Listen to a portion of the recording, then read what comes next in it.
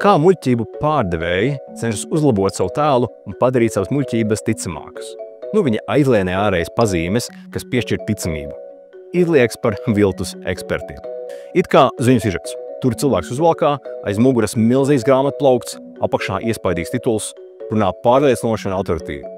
Pirmais iespaids – īsts eksperts, pētnieks, analītiķis, bet aiz fasādes slēpjas rūpīgi kontrolēta ilūzija. Piemēram, Kremļa kanāli regulāri intervēja amerikāņu politikas analītiķi Danielu Patriku Velšu, kurš stāstīja Kremlim labvēlīgus stāstus. Piemēram, kritizēja rietumu histēriju pēc lieliskās Putina runas. Kas ir šis politikas analītiķis? Atveram viņa mājaslapu, viņš tur pārdod savus mūzikas diskus, pastkartes, ziepes, ierakstam viņam vārdu Google. Nekāds izglītības un ekspertīzes viņam nav. Viņš publicē savus rakstus ceļojumu un sazvērnieku lapās. Cilvēki, kurus Kremļa kanāli sauc par ekspertiem, bieži vien nav nekas cits kā Kremļa ielekteņi. Lelles, kas spēlē savu lomu izrādē, ko Krievijas propaganda sauc par ziņām. Kopumā Kremļa propagandas kanāli arī ir viltus. Tie tēlo, ka ir mēdīji un ka nodarbojās it kā ar žurnālistiku.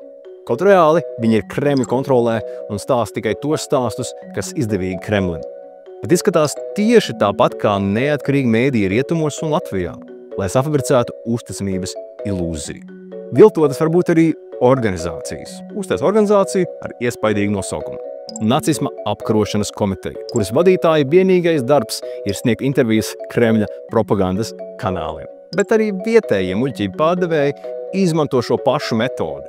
Latvijā ir tāds memory water, kas tirgo ūdeni ar atmiņu, izmantojot plašu manipulācijas paņēmienu klāstu. Un viena no tām bija viltus ekspertu organizācija. Atmiņas ūdens izveidoja biedrību Veselīgas pārtikas asociācija, kas visā savā darbības laikā piešķīra tikai vienu vienīgu bioūdens certifikātu – pašam atmiņas ūdenim. Paši sev apbalvo un tad cenšas reklāmās visiem stāstīt, cik bioloģisks un pārāks par citiem produktiem ir viņu ūdens. Bet dibināt viltus organizācijas nav vienīgais veids, kā manipulēt ar ekspertu statusu. Vēl sarežģītāks paņēmiens ir viltus debates. Kremļa mēdījos diskusiju šovos bieži vien it kā debatē piedalās vairāki cilvēki. Visi, izņemot vienu, ir prokremliski. Un tas viens vienīgais aizstāv Ukrainu vai rietumus. Izstās it kā pēc debates, bet, ja tikai viens aizstāv Ukrainu, rietumus, rodas iespējas, ka tas ir mazākuma viedoklis.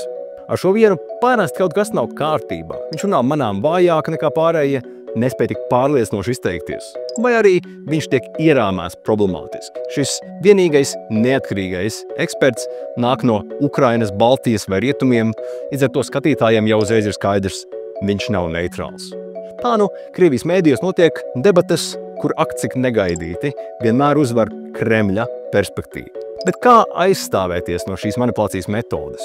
Ja pamani kādu aizdomīgu ekspertu, atliek tikai iegūglēt. Vai šim cilvēkam ir jebkāda izglītība, vai šis cilvēks kaut ko vispār iepriekš ir stāstījis par šo tēmu un ko citi saka par šo cilvēku. Līdzīgi ar organizācijām. Pirms notici, vispirms noskaidro, vai tā vispār ir īsta.